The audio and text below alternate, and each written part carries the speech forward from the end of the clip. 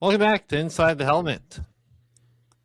I'm your host, Michael, and joining, as usual, is my dad. Well, almost always usual. I think I Mm-hmm. missed. I think I missed last week. I think you did too. That's all right. Yeah, We talked about F1. It was a good time. yeah. It's good to be back. Um, yeah. Speaking of F1, we'll visit that in a little bit because there's some more stuff going on. But before that, spring football is nearly upon us. Hooray! With the NFL Combine having been this past week, the NFL Draft is only about a month and a half away, right? It's in the middle of April usually. About third week of April usually. Yeah. All right, about a month and a half.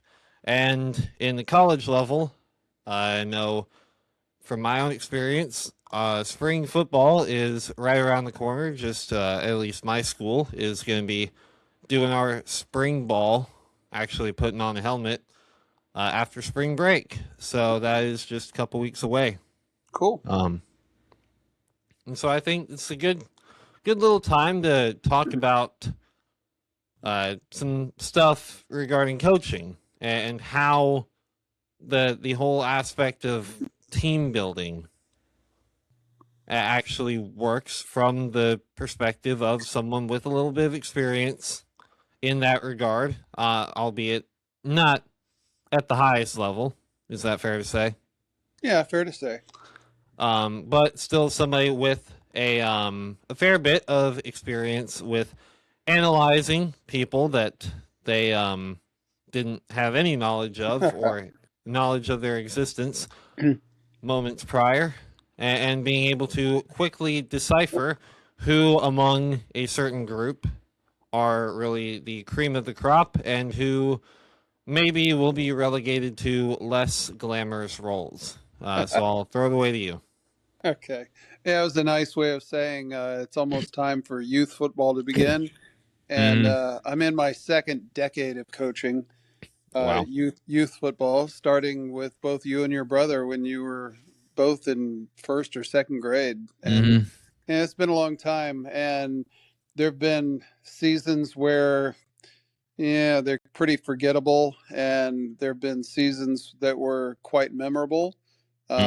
If you don't mind me bragging on the show and saying I we don't have mind. we have 5 Super Bowl championships in 7 Super Bowl appearances You over couldn't be the years. bothered to win any of them while I was playing. Yeah, that's so weird too. Hmm. That it didn't But work out that way, but I'm the one with the um, basketball championships. yeah, and your brother's the one who played more basketball, and he has Hmm. no basketball championships. It's weird how that works out, but Yeah, very um, weird.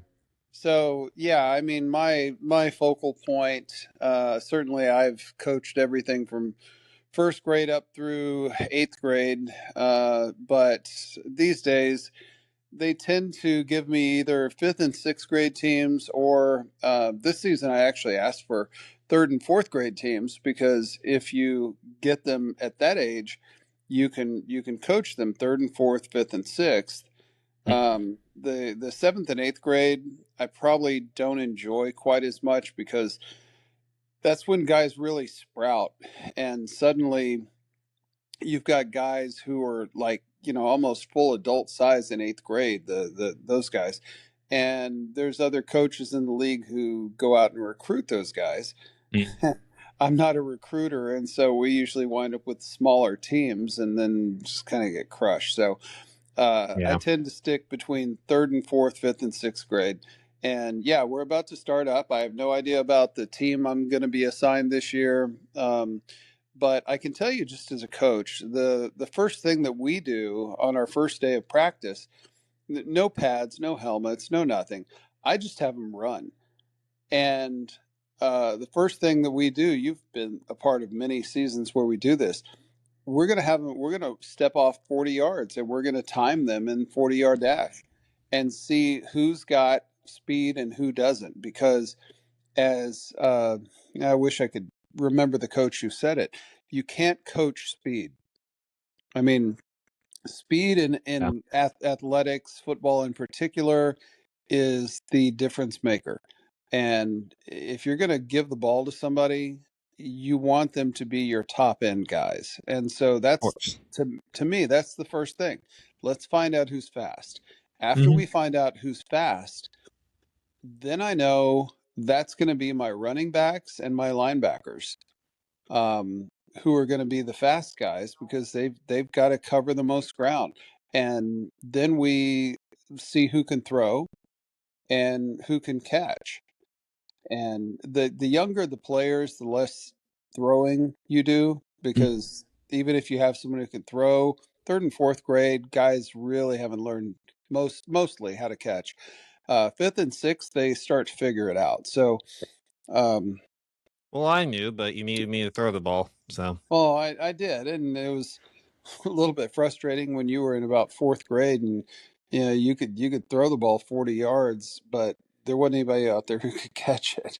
Um, once we got a little bit older, we started working that in. So yeah, the evaluation process, you can tell the guys who are fast always have an advantage. And in addition to the guys who are fast, what you're looking for at the end of our very first practice, I just hand them the ball and pretty much announce that we're doing playground ball. Hmm. And I I sit on the sidelines and see who sort of takes the lead and says, "Hey, I'm going to be the quarterback. I'm going to be the leader." It happens on playgrounds across America, right? Hmm. And I was part of it when I was younger. And you can see the guys who are going to be the leaders and the guys who are going to take a back seat. And I want to find that out just kind of organically because Yeah. it's going to be important to know who I can count on. Those guys who naturally fill the leadership roles in playground ball are going to be the guys that you're going to build your team around. And so I don't want to interfere with that. And it's worked out fairly well to see and to find out. Um, Sometimes you do have guys who've got skills and they don't know it or they don't have the confidence, but at least at the youth football level, there are the measurables. If you've got some big dude on your team, obviously you're gonna, hey, we're gonna run behind this guy if we Hmm. can get the aggression out of him. But the speed, the leadership, uh most times, most seasons, I come out of that first practice having a pretty good idea of what we have to work with Hmm. just by watching how the kids interact. Yeah, and I can also attest as being someone who's also been involved in the coaching scheme, helping you, of course. I know that to be very true as well. Not just at the youth level, but even when you get higher up.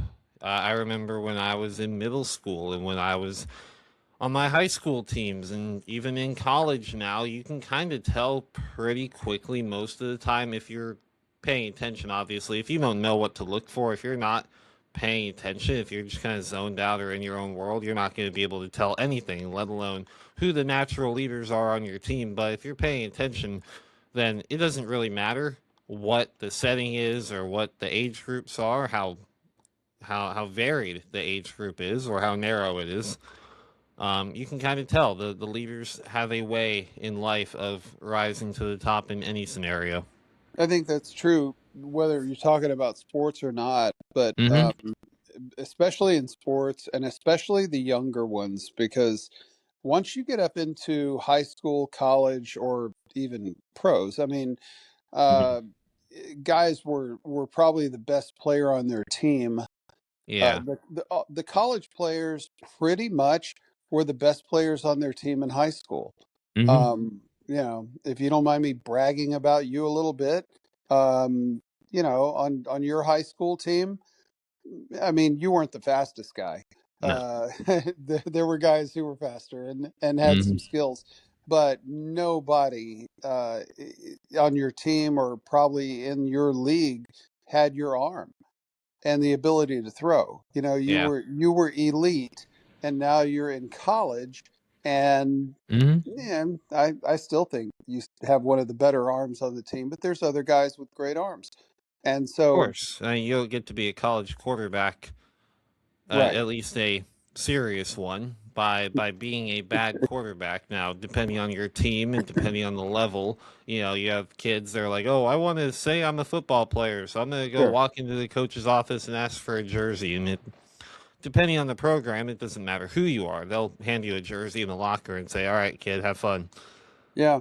But I've had third and fourth graders though that I've coached that I can tell you I have no idea where they are now. It's been a decade, mhm, but I could probably tell you at that time with pretty good accuracy which ones are going to be leaders when they're 22, 25, 28, mhm, or 35, and which guys are going to be kind of back in the shadows, because I think that shows itself fairly early on.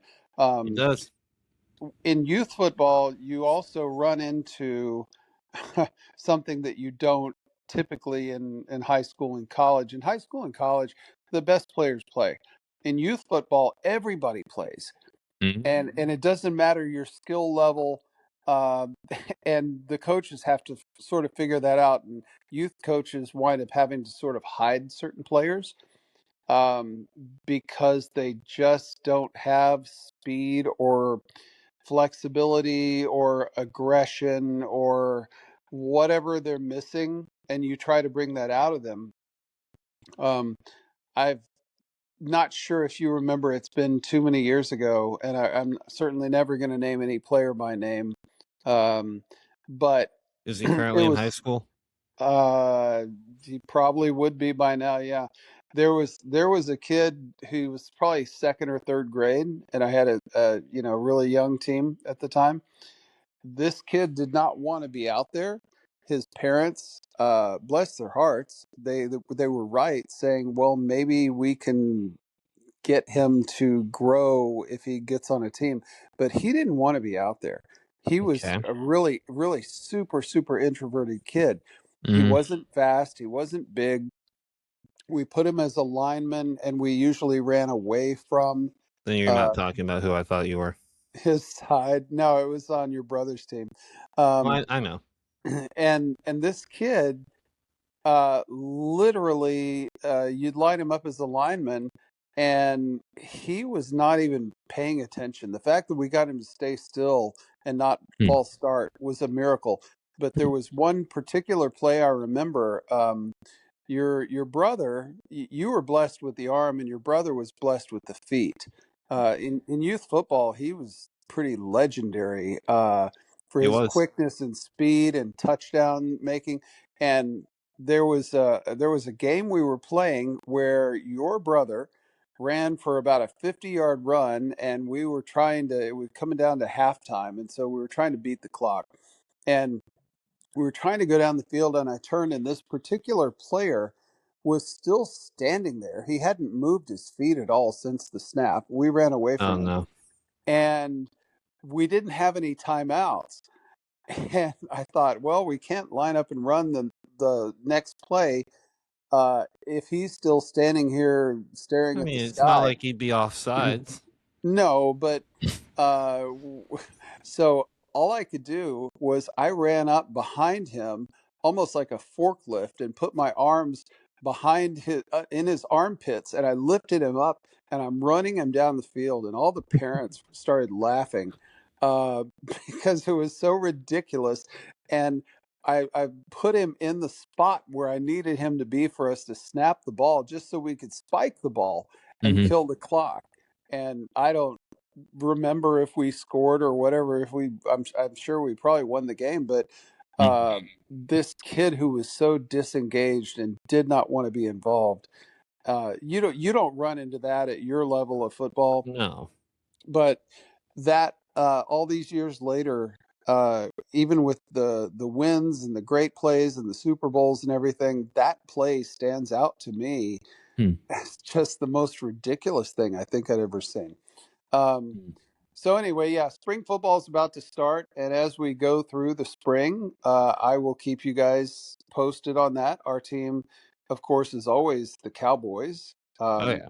Signed up to be the Cowboys, and once you sign up as a coach, you get that mascot until you give it up. So our little youth football Cowboys. We'll talk more about it in the future. No reason to go into it right now because I don't even know my team. Um, so, um, yeah, let's switch over. I know that you are also excited about the birth of a new season of racing. Yeah. What's standing out to you as we sit here on March the 5th, I guess it is, hmm about the new racing season? So it is, yeah, like we mentioned, March 5th at the 7:16 right now in our time zone in the evening.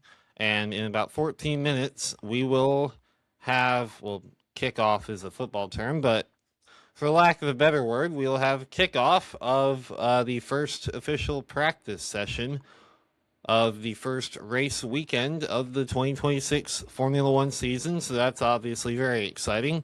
Testing is all concluded. We know absolutely nothing for the most part, at least nothing inherently positive that we didn't already kind of speculate. Because obviously, in testing, the teams are obviously trying to get a feel for their car, but they're also doing what's known as sandbagging, where they're not entirely showing their full speed and their fullest extent so as to not give their competition any ideas of the true potential of their car. Um, in testing, Ferrari's Charles Leclerc did set the fastest single lap time around the circuit in Bahrain where testing was held. However, Mercedes is still believed to have the fastest car, whether that be in a single lap or over a full race distance, because those are two different measurable things. Whether a car is fast in qualifying only, or if it is also fast in the race, or maybe if it's only really fast in like over the full length of a race, because maybe it manages its tires very well. Regardless, wheels will be spinning in Australia in about 15 minutes or so, which is exciting. Obviously, not a whole lot to report on yet because it hasn't happened yet, but there is a little bit of news out of the Aston Martin camp, a team that has had a lot of excitement surrounding it going into this season, even dating back to last year, even the year before, with the acquisition of many new members of staff into the Aston Martin program from many coming over from other teams. Most notably of them all is one Adrian Newey, who came over from the Red Bull team. Of course, was their designer essentially, who was the head of the car design and development department over at Red Bull and is very legendary in Formula One for how he has built essentially and designed many, many race winning and championship winning cars. And so when Aston Martin acquired him, first to help design their cars and then promoted him to be the team principal, who is essentially like the head coach of the Formula One team, if you want to think of it that way. There's a lot of hype around them, especially because one of their drivers happens to be two-time world champion Fernando Alonso.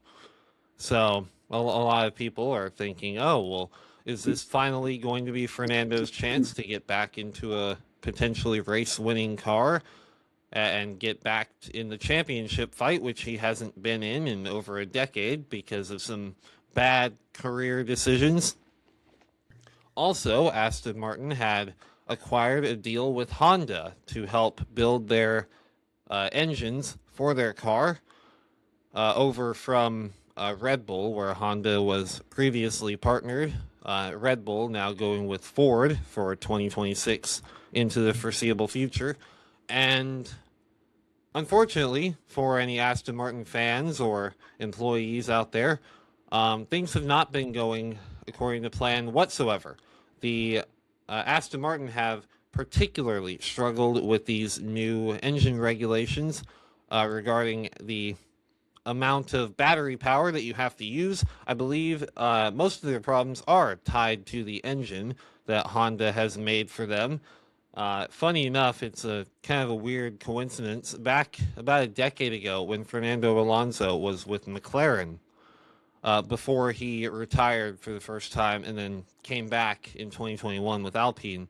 Um, McLaren was working with Honda to make their engines, and the engines that McLaren had at the time were incredibly slow, and McLaren was nowhere close to as fast as they've been in the last 2 years.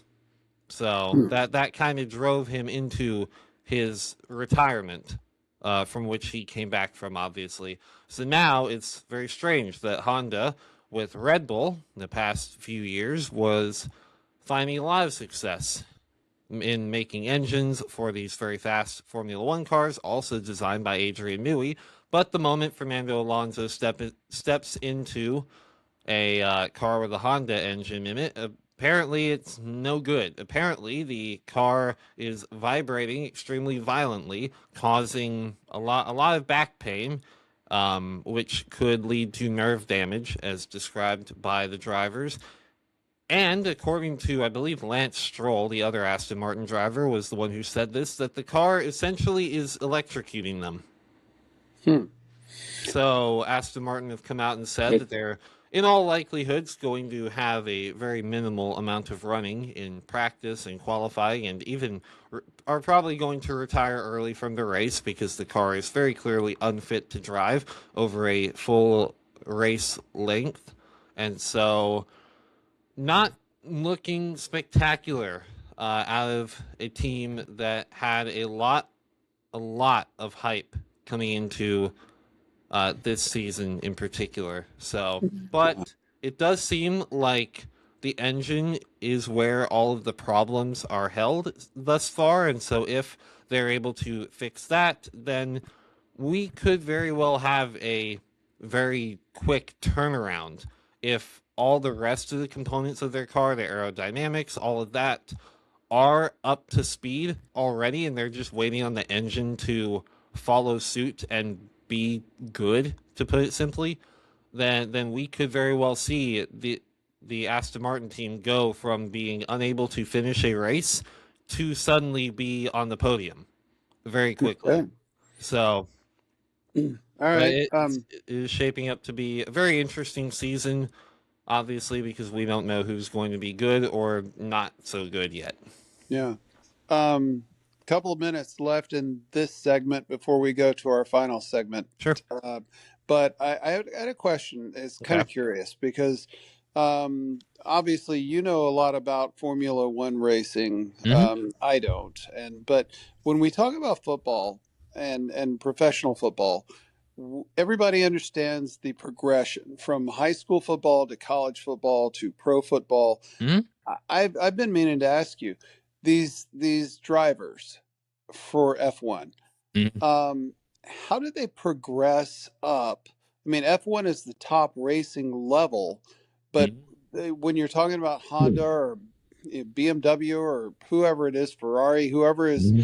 uh, getting these drivers, where did they find them from? Where did these guys, Okay. if a guy is 18 years old and saying, I want to be a driver, they don't start out at F1. They have No. to kind of work their way up. What's the progression look like for that? So most drivers will start when they are as young as 5 or 6 years old in go-kart racing. Actual competitive go-kart racing, not going to your local arcade or K1 Speed or something like that. Like, there are actual competitive go-kart racing leagues with championships and like a season full of races that actually will crown a champion that is like notable and recognizable as a serious thing. Like, you're not just going up against like a People birthday like party. me, people like me Yeah, that go they're, to the they're arcade. going up Yes, against like yes, actual other people who want to rise through the ranks. And sure, one yeah, one thing it's very important to understand is motorsport. Whether you're trying to get to Formula One or NASCAR or whatever, if you want to competitively race cars, it is extremely expensive. Most drivers that make it to the top, like, yeah, they obviously are incredibly talented to get these multi-billion-dollar organizations to sign them to be one of their only drivers to represent them on the track to score them points potentially. They obviously have to have talent, but arguably even more importantly is they have to have money to not only afford the junior series, because I mean you have to buy, a go-kart, you have to buy all the equipment, travel, all that, like entry fees into Yeah. the series itself. But anyway, let's say that you are a very, very good go-kart racer and you get noticed. Let's say you get, well, anyway, after you get done with go-karts, if you're good enough, you can move up to single seaters in typically like a Formula 4 or Formula Regional, like the very bottom level of Formula series, which are essentially those same type of open wheel race cars that it's a progression of how fast they are, obviously building up to Formula One, where it's the fastest of the fast. But somewhere along the way, early on, you're hoping to get the attention of one of these major organizations, whether it's Red Bull, Mercedes, Ferrari, someone like that who is at the very top. They have these junior programs where they go out and essentially find this young talent, whether they're in Hmm. go karts or in one of the junior Formula series, and they'll sign them to their driver academy where they can essentially call dibs on them and groom them and raise them up. It's like if the Dallas Cowboys had a program for which they went out and scouted middle school football players and said, I think I see great things in you for the future. I want to sign you to the Dallas Cowboys young player program. And then Yeah. all throughout that player's middle school, high school, and then college career, they would essentially be getting groomed by the Cowboys on the Hmm. side to one day fit into the roster. So there's no draft or anything. No, there is no draft. It Okay. is essentially perpetual free agency. Okay. Yeah. Interesting. Mm-hmm. Um, I had been meaning to ask you that, and I Mm-hmm. never thought about it before. There are Um, a couple rules when it comes specifically to Formula One. You have to be 18 in order yeah. to be granted the super license. You have to have something called a super license, which is essentially like a license that kind of lists your accomplishments and kind of shows your credentials that, like, yes, I'm good enough and experienced enough. Because at the end of the day, in the wrong hands, these cars are death traps, not only for the person driving them, but for the other drivers on track, heck, spectators.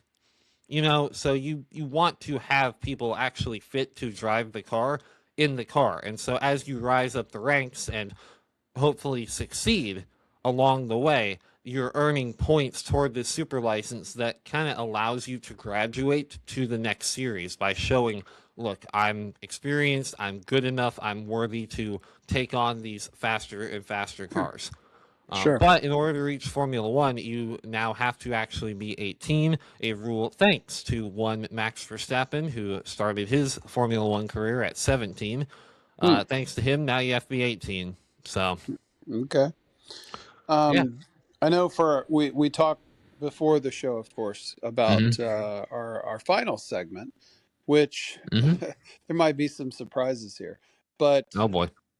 underrated and overrated players. Hmm. Um, it doesn't have to be limited to football.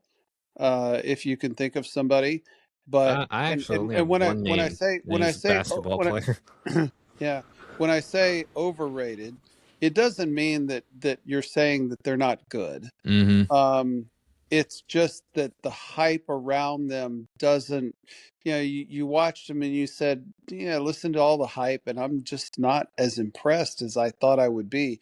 Hmm. And with underrated, it doesn't mean that you're taking somebody to the Hall of Fame who shouldn't be there. Yeah. It's just guys that the hype doesn't match one way or the other, Hmm. overrated or underrated. Um, Is it and also we, fair to say that properly rated is obviously also on the table? uh, I mean, sure, yeah, but um, I Well, know that not like as there are players out there who. have a big name, Mm-hmm. and I watched them play, and I thought, I sure. I mean, respect, and Mm-hmm. they were great, but not quite the hype. I thought they were overhyped. Mm-hmm. And then there were other players that I thought, this person should be talked about more. It's not like they're not respected. It's not like, I mean, there's people in the Hall of Fame I think are underrated. Mm-hmm. And it's so they've certainly have gotten a lot of respect and attention, but really just anyway. Mm-hmm. So take your pick. Pick Okay. somebody either overrated or underrated, and tell us why. We'll try to limit this to like Okay. a minute per person, so we don't go on and on. But Sure. give me And what? somebody underrated or overrated. Okay. Someone I think could be a little overrated is Clay Thompson. Hmm. Okay. Why? Obviously, he attained his Basketball fame, and basketball player for Golden State Warriors. well, he's I not on mean, the Warriors anymore. well, See yeah, but that's the point. Is like that was his fame. He played with exactly Steph Curry. that's where he got his start. That's where he gained all Sure. his notoriety. If he didn't have his stint with the Warriors, particularly as Steph Curry's sidekick, Yep. would he really be the If he wasn't a superstar that? splash bro, if he wasn't a splash brother. Exactly. Like Yeah. he's very well known for his three-point shooting ability, particularly when he was with the Warriors, particularly before he got hurt pretty Yep. bad. But then I feel like ever since he came back, he's lost a lot of that, and it's been a long time since he had that injury, and he's never really been able to regain that. Now he's bounced around. He a couple teams. No, not a couple teams. He's just with the Dallas Mavericks still. Last time I checked, Yeah. but he hasn't been able to be a standalone superstar. The way that obviously Steph is able to. It Well, feels like he it just is proves never. I mean, Steph Curry is an all-timer. Mm-hmm. Clay But Thompson is he's not. Robin to Batman, I certainly, and I'm Yeah. not saying that he's overrated in that people are holding him up to the same pedestal as Yep. someone like Steph Curry. But I feel like even his shooting and his production, which Yeah. is, as far as I'm concerned, his only real quality to his basketball game, is overrated to an extent, Yep. and in the way that it has fallen off Okay. since his Um, injury. So I'm gonna give you an overrated that's gonna shock you, okay. because this guy he's Hall of Fame, and he's Hall of Fame worthy. So Mm-hmm. I'm not criticizing him, but I remember watching. This was a quarterback who made the Super Bowl in his first couple of years and set the all-time NFL passing record at the time for yardage. And for the rest of his career, everybody talked about how great he was. He never got back to the Super Are you Bowl. about to say Dan Marino is I'm about to overrated? say Dan Marino is overrated. I think Huh. I'm not saying he's not a great quarterback, and I'm not saying he's not a Hall of Famer. And everybody always says Dan Marino had the quickest release, he was so hard to sack. Mm, But he had Mark Duper and Mark Clayton as wide receivers. He threw for a ton of yards, and honestly, the Dolphins didn't have the defense, mm, so it wasn't his fault. But mm, with all of that said, I think Dan Marino is the first person that comes to my mind as being overrated, because if you are a quarterback, the whole thing is about winning games. It's not just about your statistics. He's mm, got all these statistics that you need, but I always thought he was a little bit overrated. I mean, on the other side of he was in the AFC. In the NFC, you had Joe Montana, who mm, didn't have all of the physical skills and just kept winning Super Bowls and Super Bowl MVPs. So maybe I'm kind of, because they were from that same era. mm. Maybe maybe I'm not being fair to Marino, and I'm not trying to criticize him. He certainly is a Hall of Fame worthy quarterback. course. But I think because he did make one Super Bowl and for a while he held the, season record, I think he gets more credit than I would give him. I wouldn't put him in my top 10 all-time quarterbacks. And Really, I'd be I okay leaving him out of the I top 5, maybe, but top 10. I probably wouldn't put him in my top 15. I mean, I've never sat down and made a list, but I think that he We're gets, doing that next time. yeah, I think he gets more credit than I would give him, and I'm not even saying that Huh? with any disrespect. So, Huh? okay, give me another overrated or Can I? underrated. Can I kind of like going a little back and forth. Yeah, yeah, I want to like I to your credit, yes. Ultimately, the quarterback's job is to lead his team to win, and in that regard, yes, Dan Marino failed the ultimate goal, which is to win a Super Bowl. So yeah, in that regard, if you're speaking purely as a winner, yeah, Dan Marino was not as much of a winner as a Joe Montana, as a Tom Brady, certainly, even as much as like Troy Aikman. right. Certainly, there are much better winners, and if that's the metric that you want to hold up as more important than any physical ability, then absolutely, Dan Marino would be absolutely horribly overrated. Probably not even a top 20 quarterback of all time. However, I don't measure by that metric, so I do agree that some people do tend to ignore Dan Marino's lack of winning and almost excuse him for it, as if his raw talent and statistics makes up for any lack of winning, which it doesn't in And any regard. I and mean, you know Dan who, Marino would probably tell you he would trade 50,000 of his passing yards for a Super Bowl. and you know who I would take from that same era over him, who also never won a Super Bowl, never even got to a Super Bowl. Who? So I'm sorry, I'm kind of going twice. I'm That's going fine. overrated and underrated. Same era. I thought he was a better quarterback, a better leader, and I would take him over Dan Did you say Marino. Danny White? No, I'm going to say Dan Fouts Ooh, from the Chargers. He ooh. he also had two superstar receivers, John Jefferson, Wes Chandler. Um, I mean, he was. I thought he was better, Okay. and How and so? they. Well, I mean, they were both very similar. Marino couldn't run 40 yards to save his life, and Dan No. Fouts couldn't either. But I thought, even though Marino had a quicker release, I just like Dan Fouts' delivery, his commanding, his presence. Hmm. I think it's almost like a locker room dynamic. He was a team guy, That's very important. whereas Marino was the guy doing the isotoner glove commercials. Uh, Yeah.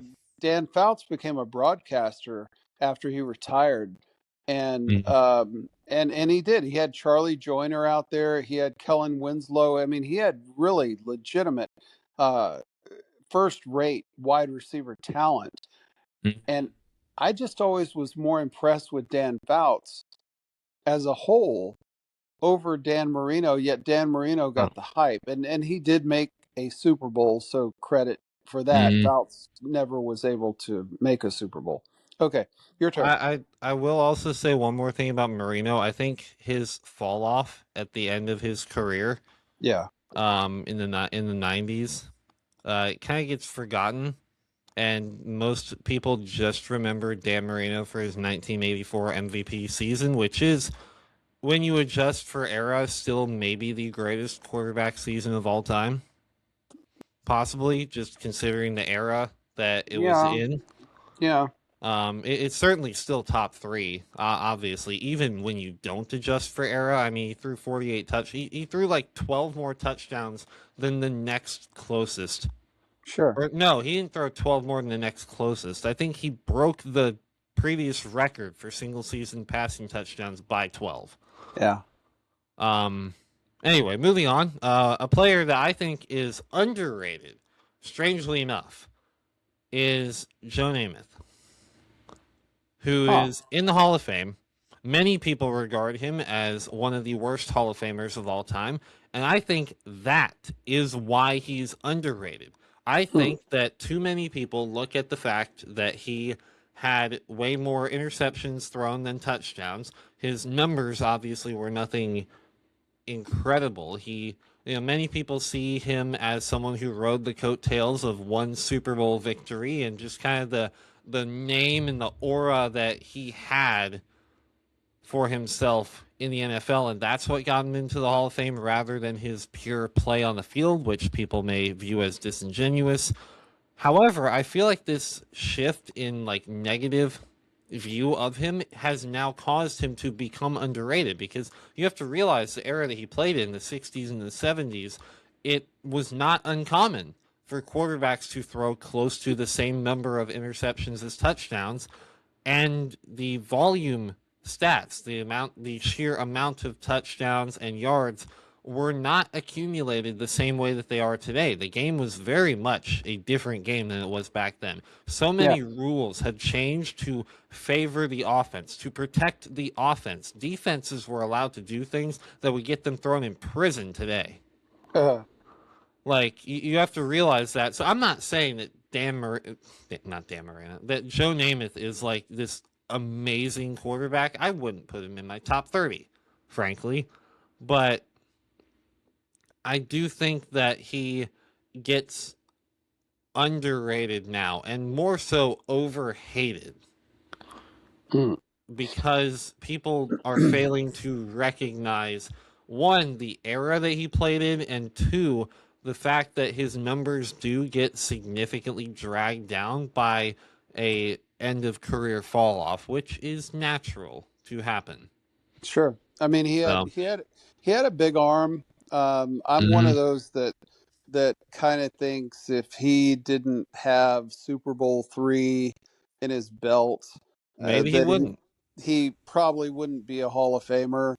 Probably not, But but he he won it. also, well, I mean, he was a Super Bowl champion quarterback in New York who had charisma and a personality, Hmm. and he played his cards exactly right and got Hmm. himself into the Hall of Fame. I Hmm. mean, you said he wouldn't be in your top 30. He wouldn't be in my top 50. Yeah. But but yeah, I could see that. Um, I'm going to give you another shocking name that I think is overrated, Okay.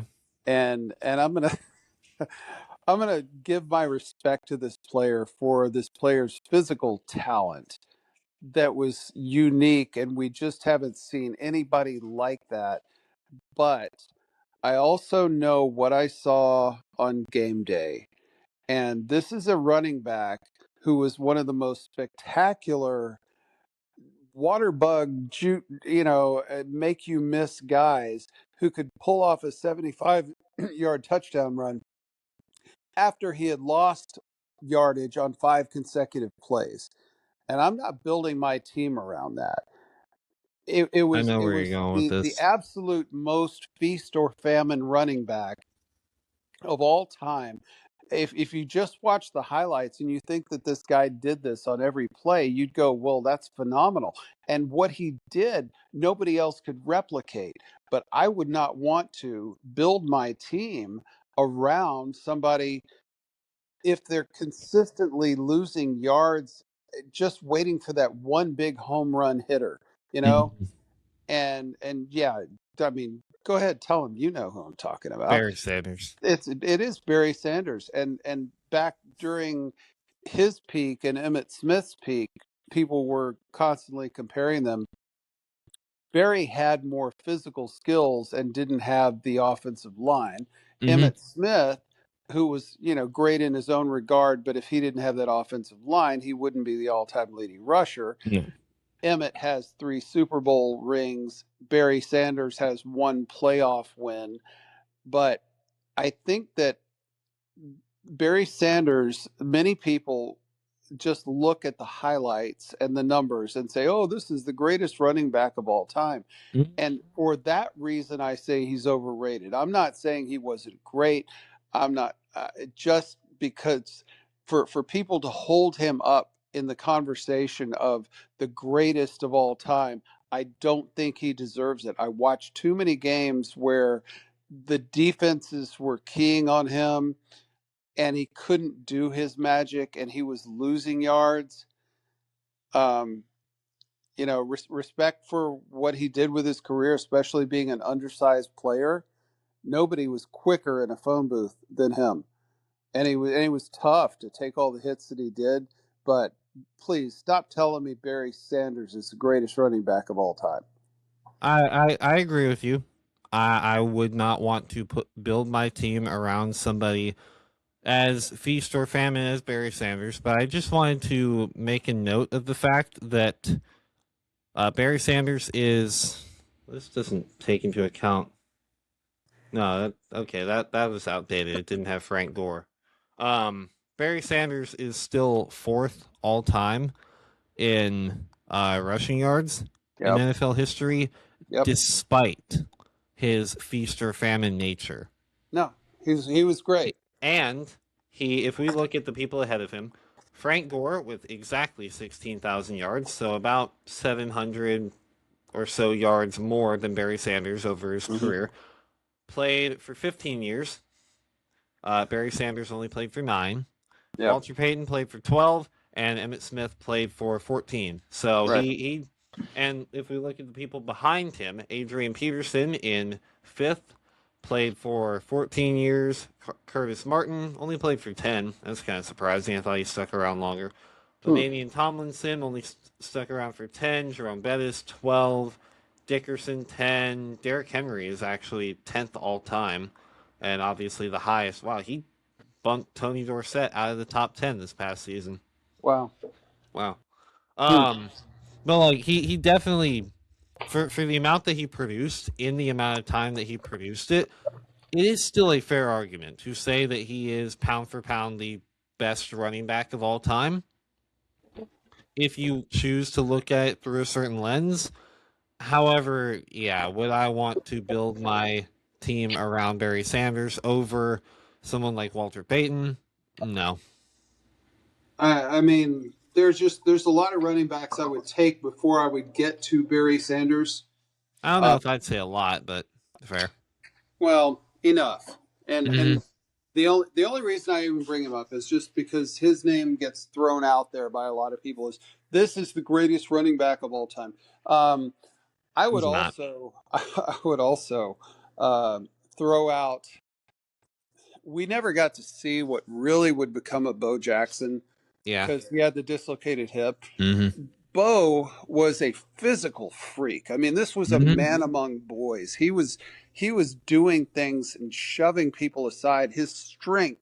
He had I don't know if he was a dad at the time, but they refer to things something called dad strength, which is kind of immeasurable.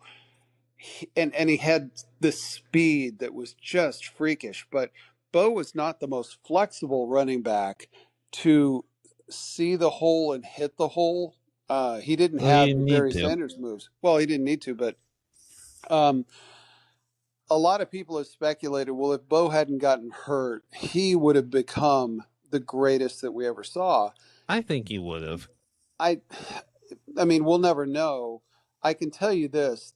The most freakish athlete that I ever saw run the ball was Bo Jackson.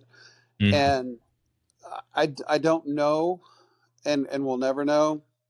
So I want to shift, though, and talk about underrated. Sure. I have an underrated for you. Okay, give me your underrated. You're not going to know who this is because he's an F1 driver from the 80s and 90s, but a man by the name of Alain Prost, a French Formula One driver who, it's funny, I'm saying someone who's underrated is someone who won 4 championships over the course of his career, but hear me out. You can be forgotten, though. Oh, he's certainly not been forgotten. He, at the time of his retirement, he held the record for the most wins in Formula One history with 51, maybe. I think he had 51.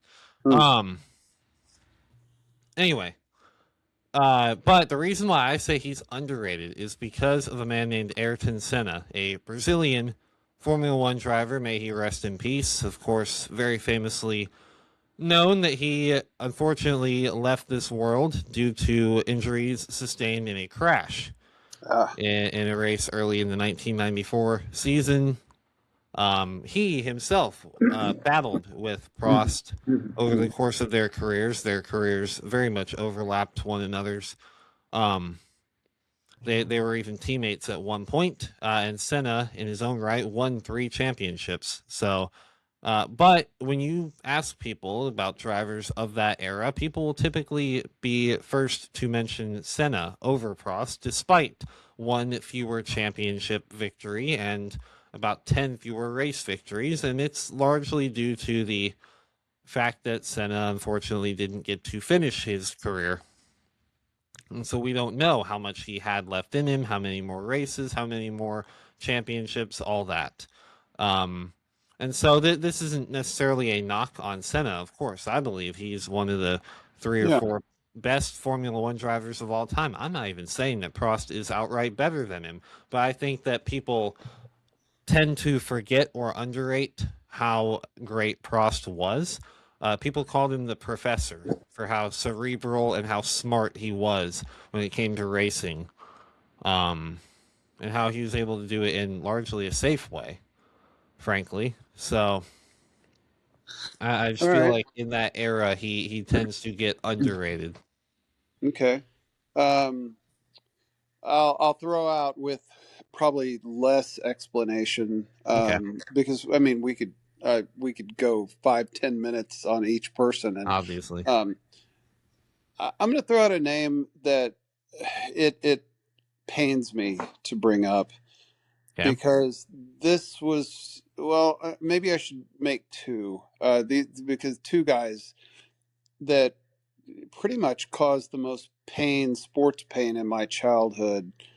Um, Oh no. but all these years later, because they beat my Dallas Cowboys, Mm. my beloved Roger Staubach, Drew Pearson Cowboys, twice in two Super Bowls. You know that could have gone either way. And looking back, I don't hear enough people talking about these two guys. They're both Hall of Famers, so they've got their Mm. credit, they got their due.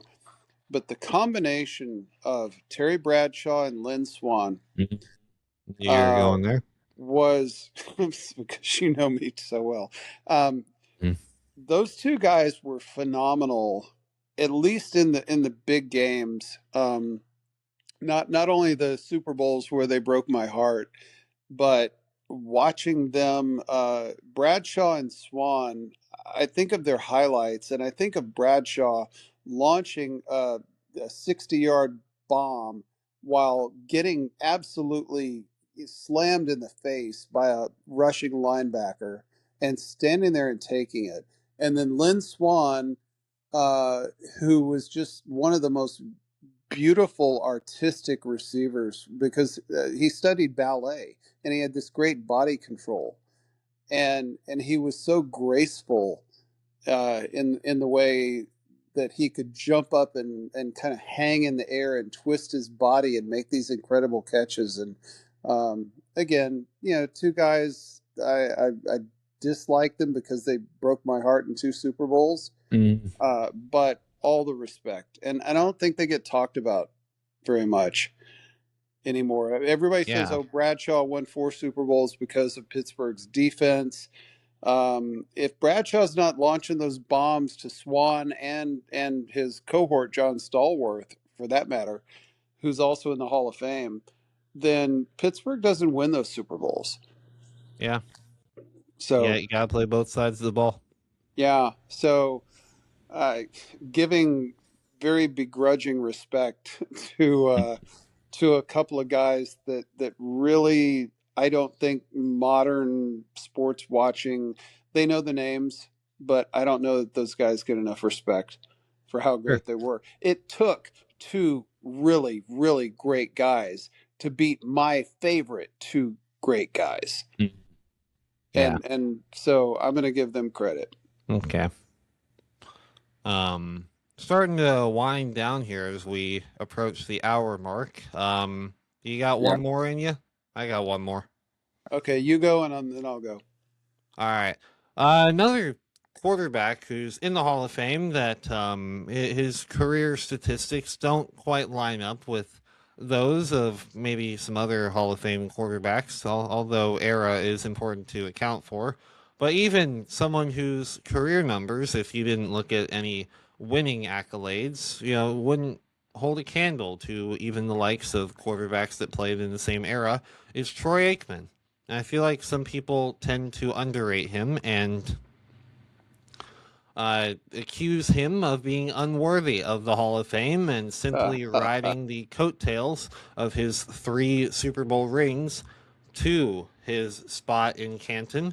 And I think that it's important to note, obviously, his era, but that doesn't change the fact that others like Dan Marino and Steve Young were able to produce far greater volume stats in the same era. So that's not necessarily an excuse that can be made for Aikman. What you can say about him is that those Cowboys teams of the 90s didn't require him to throw the ball 40 times a game for 350 yards in order to win. They Right. had the other pieces around him to run the ball behind their fantastic offensive line. They were able to control and manage the clock Yep. to be able to withstand their opponents. And so that was their philosophy. That was the coaching philosophy that they played under. And whereas someone like a Dan Marino was called upon to throw the ball 50 times a game for 400 yards and 3 or 5 touchdowns in order to win, and that's what allowed him to build these career statistics. But he didn't win much because he didn't have that great of a team around him. Troy did, and I like to think I saw a YouTube video on it one time talking about quarterbacks, kind of much like how we are. But if Aikman was in a situation maybe like that of Dan Marino, where he was required to be more of the star and more of the weight of the team's success rode on his right arm, he would, in all likelihood, been able to produce. We're talking about someone who was so extremely highly touted coming out of college. I think people forget it, how highly touted of a recruit Aikman was going into, when it was his time to enter the NFL draft. His name gets lost among the names of top prospects of history, such as Elway or Andrew Sure. Luck. And people Yep. forget how great of a quarterback Aikman was. I think Aikman fit the system when Norv Turner came in as offensive coordinator. Mm-hmm. Aikman did not have the physical gifts. You mentioned Elway.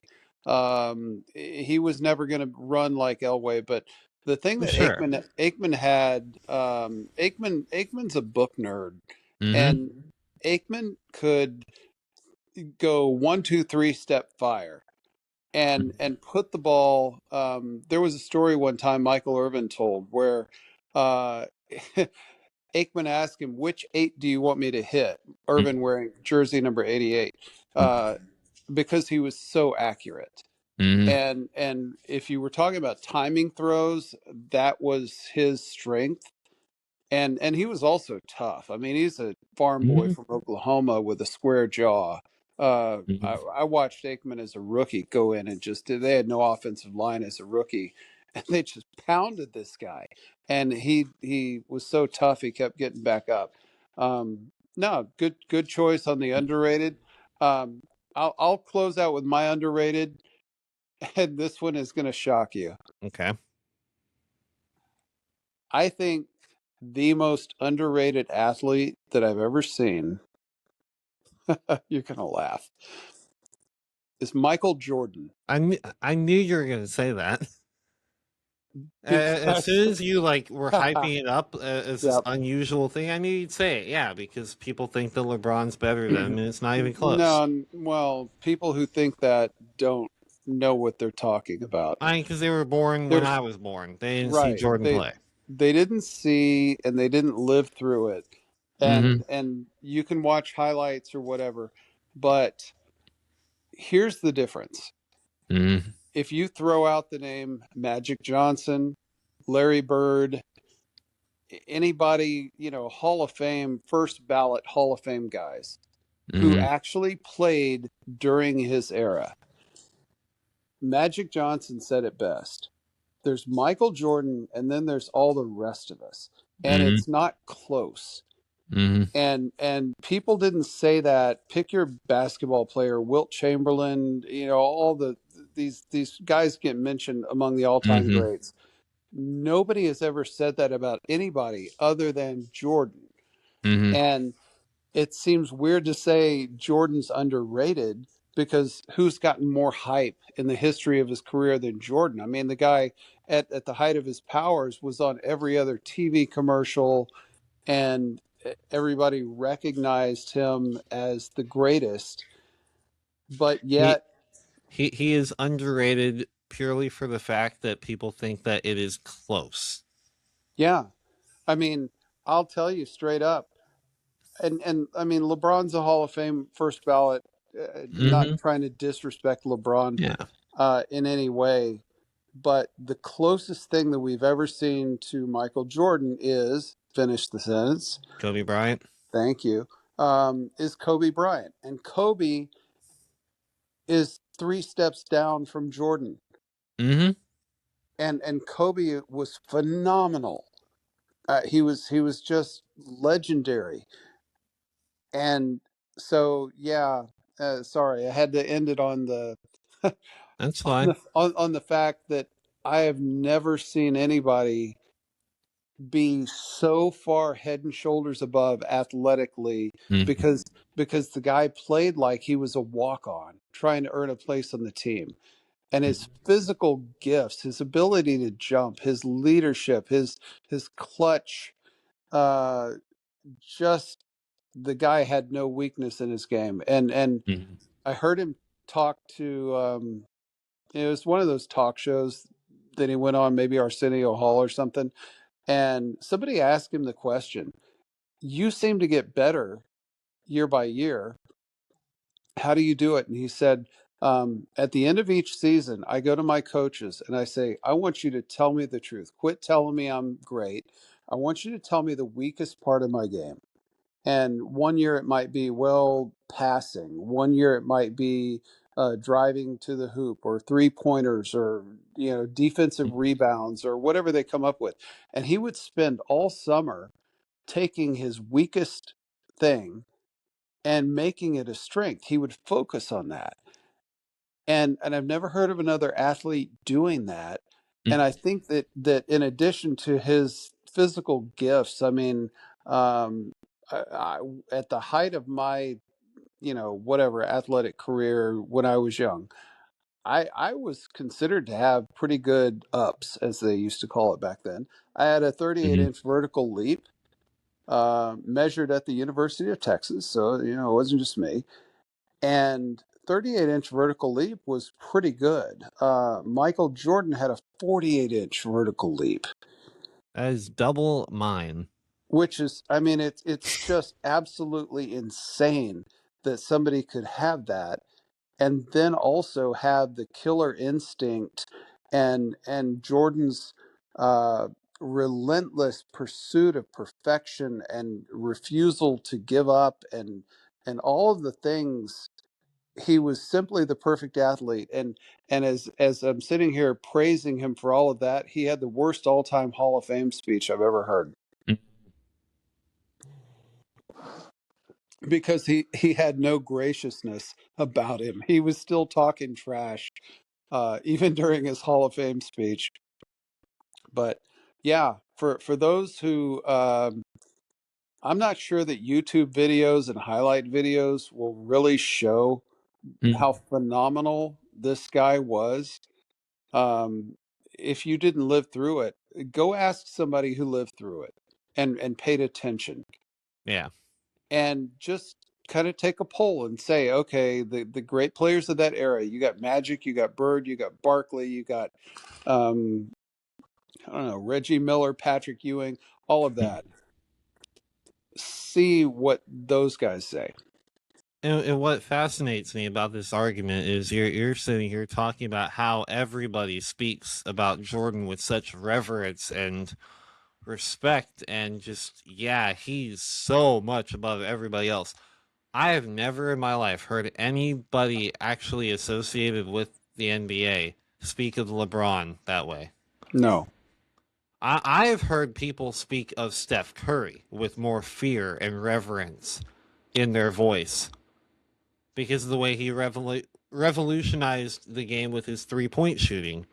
Oh, yeah. I mean, I think there's an interesting comparison there. Not to go too far down the rabbit hole Mm-hmm. and extend the show, but Yeah. um, Larry Bird was known in his time as just got that killer 3-point shot and hit it Mm-hmm. right in your face and talk trash. And I thought at the time, boy, this guy somewhere between Reggie Miller and Larry Bird, best 3-pointer I had ever seen. And then Steph Curry came along, and I said, I stand corrected. This dude is the Mm-hmm. guy. Mm-hmm. He never seen anybody shoot the three like him. Um, Not quite sure how he does it. And yeah, I mean, if we need a 3-pointer and it's at the end of the game, and I'm the coach, that's who I'm going to Obviously. over Jordan, over anybody. Mm-hmm. Nobody's been able to shoot like that. But Yeah. yeah, when it comes to just the perfect basketball player, it's not LeBron, guys. No. I'm sorry, it's Jordan, and I think maybe some people may dismiss Jordan because he had so much hype. Mm-hmm. He was the Beatles, essentially. He was Elvis. He was MJ. He was Michael Jackson. Well, yeah. I mean, Mm-hmm. he reached that pinnacle of being promoted, and at some point they start to dismiss you. But this dude really was, the GOAT. And you can say Brady is the GOAT for winning all the Super Bowls that he did. I understand that. I respect it. Mm-hmm. Hard to argue, but come on. You want to say who's the best athlete you've ever seen? Who's the greatest of all time? Yeah, for me, it's not close. I don't think it'll ever be close. I don't think I will ever see another athlete take over and dominate and be able to do the things that Michael Jordan could do. Then you didn't watch Max Verstappen in 2023. All right, good night, everybody. No, I'm Yeah, kidding. right. Yeah. Okay. Nah, All right. it's a totally different thing. As dominant as Max is, Yeah. yeah, it's incomparable. Not to discredit Max and not to discredit Jordan. It is two completely different things. You want to talk Sure. about, oh, you can't compare people in different eras in the NBA? Well, you sure as heck can't compare people to different sports. Sure. I brought it up as a joke. No, I understand. Um, Well, so for our 35-minute show became an hour and 8 minutes, yeah, that as happens. as it usually does. Especially if I've And been we off a come week and away we with haven't it. talked. We come away from the show with I think more topics to talk about next time. Probably so. Yeah, Okay. go deeper Well, into Jordan debate. yeah, There were a couple other things that stood out to me. yeah, Yeah, we're gonna wrap it up here. I think we both. Well, no, you already ate before the show. I did. I'm gonna go eat or do something. I don't know. I'm gonna do literally anything else. Um, Okay. All right. after posting this. All right. Yeah, we'll see you next week. Thank you for tuning in to Inside the Helmet. God bless.